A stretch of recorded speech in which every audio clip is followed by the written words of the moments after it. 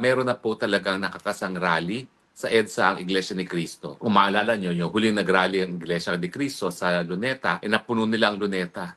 1.4 million ang nag-attend. Ang tanong, tama na ba? Nandiyan na ba lahat ng mga ingredients para mapalitan si Marcos? Sa tingin ko naman, walang tao na napakapal ng muka na masisitmura na sinusuka na siya ng buong bayan at mananatili pa rin sa pwesto. Well, ipakita po natin, sinusuka na siya.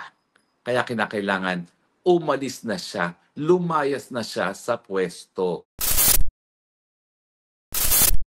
So pag-usapan po natin, nakakuha na tayo ng kumpirmasyon sa Facebook na galing kay John Lee na isang iglesia member na meron na po talagang nakakasang rally sa EDSA ang Iglesia ni Cristo. Kung maalala nyo, yung huling nag-rally ang Iglesia ni Cristo sa Luneta, napuno nila ang Luneta. 1.4 million ang nag-attend. At sigurado ako na itong panawagan nila na 2 araw na pagrarally, mapupuno nila ang EDSA. Kasi ang EDSA, mas madali naman mapuno yan. Pagamat yan po ay mahaba, makitid po, no? Hindi gaya ng Luneta na malawak. Ang tanong na marami, ito na ba inaantay natin para matapos na ang administrasyon ni Marcos Jr. At talaga naman pong dapat matapos na, ha? Doon sa mga nag-iisip pa kung dapat bang mawala na ang Marcos administration, maawa na po kayo sa Pilipinas. Umabot na po ng 60 ang palitan sa piso. Ibig sabihin, wala na pong kumpiyansa ang kahit sino sa piso. Bakit po? Kasi nga po, lumalabas na napakahina na ng ating ekonomiya dahil nga po sa 2 bagay, no? Sa korupsyon na lantaran at pangalawa, dun sa masamang pangrelasyon na panglabas ng Pilipinas na talagang inaaway ng Marcos administration, ang pinakamalaki at pinakaimportanteng trading partner ng buong daigdig ngayon, ang bansang China. Yan po ay ating pinagbabayaran na ngayon at ang resulta po ng mas mahinang peso ay lahat po ng inaangkat natin para sa pang-araw-araw nating pangangailangan, pangunahin na dyan ay gasolina, ay lalo pa pong tataas ang presyo dahil nawawalan po ng balor ang piso, mas maraming piso ngayon na kinakailangan para bayaran yung ating gastos, lalong-lalo na sa gasolina. No? At siyempre, lahat naman po kapag tumaas ang presyo ng gasolina ay tataas. Kasama na po dyan ang presyo ng pagkain dahil lahat naman po ng pagkain meron talagang kalagap for transportation. No? Now, bukod pa po dyan, all-time low na po ang ating stock market. We have the worst performing stock market in the world. Ibig sabihin po, yan ay nagpapatunay din na wala na rin kumpiyansa yung mga nangangalakal, yung mga nag-invest, mga nagbibigay ng kapital sa Pilipinas. At hindi na natin kinukonsider na magandang investment opportunity in Pilipinas dahil we have the worst performing stock market on earth ngayon. No? At bukod pa dyan, ayan nga po, no? Kinakailangan ng baguhin ang ating mga growth targets. Binaba na po ng growth targets ng administrasyon ng ating paglago ng ating ekonomiya itong taon nito at sigurado sa mga susunod na taon ay ibababa pa rin yan. Ibig sabihin, titindi pa po ang nagaganap ngayon ng pagkagutom sa ating bansa at ngayon, 1 sa 2 Pilipino ang gutom. No? So, yan po ang mga kadahilan kung bakit talaga kinakailangan magpalitan ng gobyerno dahil hindi na natin maaantay pa ang 2028. Ulitin ko po hindi rin po pwede na mag-eleksyon tayo sa 2028 na nakaupo pa ang mga Marcos. Sigurado po ako, ang mga Marcos, dahil hawak nila mga makina na magbibilang ng boto, hindi nila pananalunin si Inday Sara kung sila pa rin ang nakaupo sa 2028. So kinakailangan po talaga matanggal ang mga Marcos ngayon na, now na, not tomorrow, not in 2028. Dahil baka nga po, wala na tayong kinabukasan na pinag-uusapan kung tatagal pa ng 2 pang taon itong Marcos na hindi talaga alam ko anong gagawin para mamuno sa ating bayan. Bagyo darating, ang sasabihin, nagkakamot ng ulo, anong gagawin natin? Nabangkarote, di umano, nababangkarote, di umano, ang GSIS, nagkakamot ng ulo, hindi alam ang gagawin, no? Anong gagawin natin dyan? Nakikipag-away sa China, sa panahon na pati ang Amerika, nakikipag-kaibigan sa China. At ang inaasahan pa rin, re-resbakan siya ng Amerika dahil kinakailangan nga ng mga Amerikano ang ating lupain para gamitin na base militar laban sa China kung ito ay lulusob sa Taiwan. Hindi naman niya nalalaman na nag-iigi na yung relasyon ng dalawa at naiiwan na tayo sa kangkungan dahil nabawalan na tayo ng balor as far as President Trump is concerned dahil habang wala ng banta na magkakaroon ng military confrontation sa panig ng Amerika at saka ng Amerika, wala na rin saysay sa kanilang Pilipinas. So, sinong tutulong sa atin? Wala po. Kaya nga po, yung mga kadahilanan na yan, Unang-una, yung kadahilanan na kapag hindi siya natanggal, lalong lalala ang pagkagutom ng taong bayan, ang dahilan kung bakit dapat mapalitan na si Marcos Jr.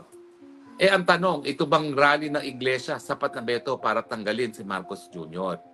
Well, unang-una po ang panawagan po laban sa korupsyon, yan po ay magkakaroon ng pinakamalaking rally sa Atlanta. Hindi ko po alam kung mapapantayan ng ating mga kababayan yung rally ng iglesia na tinawag para sa November 16 and 17. Siguro kakayanin naman po yan.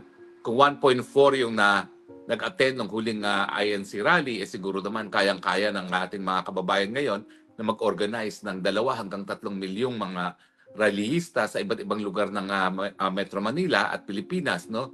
Kung ang pag-uusapan ay protesta nga laban sa malawakang korupsyon. So wala naman pong kaduda-duda na kaya naman po yan malabisan pa. Ang tanong, tama na ba? Nandyan na ba lahat ng mga ingredients para mapalitan si Marcos? Tingnan natin isa-isa. At ito naman ay babatay natin sa kasaysayan. Yung galit ng taong bayan, tingin ko, mas matindi pa ngayon ang galit ng taong bayan sa korupsyon kesa nung panahon na sinuka si Marcos Sr. No? Kasi nung Marcos Sr., limitado ang nalalaman ng taong bayan. Kasi ang meron lang tayo noon, dahil nga wala tayong malayang pamamahayag, yung mga tinatawag natin mosquito press. Pero ngayon, lantad na ang korupsyon, kung gaano katindi ito dahil nga sa internet, no? So ikaw ay talagang taga-planet Mars kung hindi mo pa alam kung bakit nagagalit ang tao ngayon sa tindi ng korupsyon ng Pilipinas, no? So tingin ko, katumbas na yan. Pangalawa, yung kahirapan ng tao. Kung maalala nyo po, yung napatay si Ninoy Aquino, nagkaroon din ng krisis pinansyal sa Pilipinas kasi nga po na-devalue rin ang peso, nawalan din ng balor ang peso. Gaya ng nawawalan ng balor ngayon ng peso, no? Kasi gaya na aking sinabi kanina, no, kapag nawalan ng balor ang peso, nagiging mahal lahat ng inaangkat natin at unfortunately, lahat ng kinakailangan natin sa pang-araw-araw na buhay, inaangkat pa rin natin. So nagiging mas mahal yung mga bagay-bagay na kinakailangan natin sa pang-araw-araw na buhay. So tingin ko yung kahirapan, mas matindi pa nga. Ngayon nga, nami-measure na natin kung ilan yung naghihirap. Ngayon, kalahati ng Pilipino naghihirap. Pero hindi ako magtataka kung mas matindi na ngayon ang figura kasi hindi naman umunlad ang ekonomiya, talagang in went from bad to worse. So sa tinding ko, mas matindi pa rin ang ating kahirapan. Ang pangatlo is, alam naman natin na hindi talaga mapupwersang magbitiw sa pwesto ang mga presidente kung nandyan pa rin ang suporta ng hukbong sandatahan. So yan ang wala akong alam. Kasi unfortunately, ako'y nasa Netherlands. Hindi ko alam kung anong pulso ng mga militar. Pero mga militar naman ay kabahagian ng lipunan ng Pilipinas. Kung nararamdaman ng ordinaryong pamilya ang hirap ng buhay, I'm sure nararamdaman din yan ng ating mga kasundaluhan. Bagamat ngayon kasi nga, dinoble ni Tatay Digong ang kanilang mga sahod, so mas hindi nila nararamdaman yung kahirapan dahil mas malaki ngayon ang sahod nila. Mantakin nyo, siguro ngayon, nag-80 na mga kasundaluhan. Kaya medyo hindi nila nararamdaman. Pero habang nawawalan ng balor ang peso, talaga namang lumiliit din ang purchasing power ng mga kasundaluhan. So ramdam na ramdam din nila yung pagtaas ng presyo ng bilihin at kahirapan ng buhay. Now, ang problema din ay meron ba rin mga opisyales sa ating hukbong sandatahan na magpapakabayani gaya ng ginawa ni Fidel Ramos at ni JPE. Sa ngayon, tingin ko malabo yan. Dahil ang Browner at ang Gibot Teodoro talaga naman pong walang pinapakitang kabayanihan sa ngayon, no? Ang kanilang pinapakita ay yung walang batid na suporta dito sa administrasyon ng palpak. Ito nga si Gibot Teodoro, doon sa ASEAN Summit, nagmalaki pa na hindi raw niya kinausap ang kanyang counterpart na Minister of National Defense ng China dahil masasama daw ang ginagawa ng China. Hello? Lahat ng tao gusto nga makipagkaibigan na sa China, lalong-lalo na si Marcos Jr. na nagpumilit pa na kamayan si President Xi na labag sa protocol. Tapos ikaw na isang kalihim lamang ng isang presidente na nagsumikap na talagang pinagsiksikan ng sarili para batiin si President Xi. Ikaw pa magsasabing hindi mo papansin ang mga Chinese counterpart mo. Di ba mali yun? Ay nako, hindi ko maintindihan. Pero yun nga po, yan siguro ang kulang na ingredient. Kasi mukhang walang suporta ang pagpapalit ng gobyerno pagdating dito sa hepe ng Armed Forces of the Philippines, hepe ng PNP at saka ng kalihim ng National Defense. Kasi nung 2 beses na nagpalit tayo ng presidente, at least yung hepe ng police, PC, na si Fidel Ramos at saka yung Secretary of Defense ni Marcos ay talagang bumitiw sa chain of command na mukhang hindi mangyayari sa ngayon, no? Unless talagang merong iba na mga opisyalis ng militar na magsasabi, titiwalas, aalis na kami sa chain of command at hindi na namin kikilanganin pati si Browner at saka si Gibo Teodoro, no? At hindi nila kikilalanin ang Marcos Jr. bilang Commander-in-Chief ng Armed Forces of the Philippines, no? So pag walang ganyan na titiwalag sa chain of command, talagang hindi makakasapi sa pagpalit ng gobyerno ang hukbong sandatahan. Pero ang tanong nga is, masisitmura pa ba pati ng mga matataas na opisyalis ng hukbong sandatahan at kapulisan ang nangyayari sa ating bayan ngayon? Ang nakakagalit siyempre, silang mga sundalo, binubuwis ang buhay nila para sa inang bayan. Pero nung ginagawa ng mga politiko, nagpapasasa sa kanilang pwesto. Nagpapayaman galing sa kaba ng bayan. Sigurado naman ako na dahil itong mga militar at saka mga pulis na opisyalis na ito ay nag-aral naman sa Philippine Military Academy, nag-aral naman sa PNPA, meron silang sapat na pagmamahal sa bayan para alam nila na kinakailangan na ang bagong kabayanihan now na, not tomorrow. Kung nagbubulag-bulagan ng Browner at saka Antidoro sa realidad ng lipunan sa Pilipinas, sa matindi ng kahirapan, alam ko naman na meron pa rin ibang mga opisyalis na nararamdaman at nakikita yan. At alam nila na meron talaga silang obligasyon na maging protektor ng sambayan ng Pilipino. Now, pero yung bang numero ng taong bayan na lalabas na nagpoprotesta laban sa korupsyon, ano magiging impluwensya nito sa ating sandatahan? Well, siyempre, yan ang magiging basihan ng ating mga kasundaluhan at kapulisan kung dapat nga ba nilang bigyan ng proteksyon ngayon ang mamamayang Pilipino. Siyempre, no, hindi naman sila po pwedeng mamuhay na bukod sa mas malakihang lipunan ng mga Pilipinong ginagalawan natin ngayon, na ngayon ay nakaluklok sa kahirapan. Siyempre, pag nakita nila na ang mga taong bayan ngayon, hindi lang sa internet, kung hindi sinusugal na ang kanilang mga buhay para manindigan laban sa korupsyon, sila mismo bilang mga tao na talagang inalay na ang buhay sa inang bayan, dapat din manindigan laban sa korupsyon. At yan naman ang hinihingi natin, na sana nga hindi lang iglesia, hindi lang mga simbahan ang lumabas na sa mga lansangan at isugal ang kanilang mga buhay para sa kanilang paninindigan laban sa korupsyon at sa pagbabago ng gobyerno, kung hindi ang buong sambayan ng Pilipino na. Kayang-kaya po natin na mas malaki pang pagtitipon kaysa sa iglesia kung lahat ng galit ay lalabas na sa lansangan. Kinakailangan na po kayong lumabas sa lansangan kasi tingin ko yan din ang tinitignan ng ating kasundaluhan at kapulisan. Talaga bang pikam-pika na ang taong bayan sa korupsyon na nangyayari? Talaga bang wala ng pag-asa ang taong bayan sa administrasyon ni Marcos Jr. at kinakailangan ng magpalit ng gobyerno? Sa tingin ko naman po, sapat-sapat ng dahilan para kayo naman dyan sa inyong mga tahanan ay wag lang magkomento sa Facebook at sa Instagram at kung ano pang social media at kayo'y lumabas na.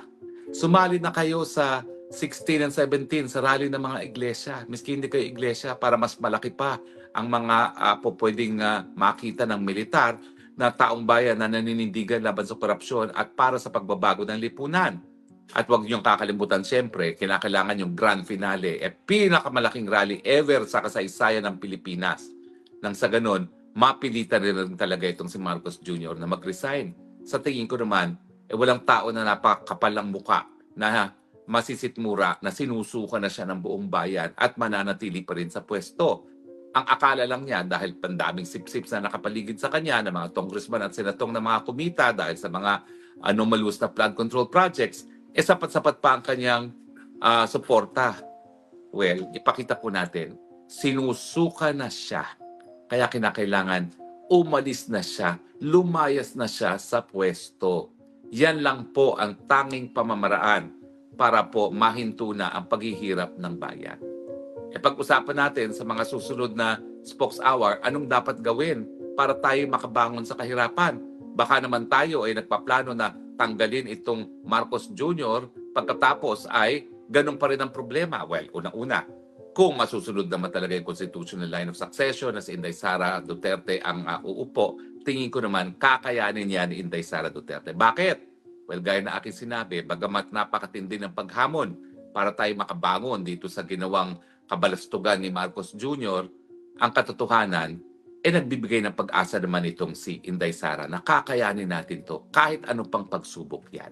At sa tingin ko, basta nandyan yung pag-asa na kakayanin natin yan at tayo'y nagtulungan, nagkapit-bisig, lahat po ng ating mga hinaharap na pagsubok ay kaya nating bigyan ng kasagutan. Sana po kayo'y in agreement at sana nga po itong mga rally na Iglesia ni Cristo sa 16, sa 17 at iba't iba pang grupo na magkukulminate sa pinakamalaking trillion peso march laban sa korupsyon sa 30 ng Nobyembre ay magiging dahilan para mawala ng tuluyan ang administrasyon ni Marcos Jr. i.e. ang administrasyong pinagdudugdahan na bangag dahil ayaw pasinungalingan ang paratang na siya ay bangag sa pamamagitan ng hair follicle test.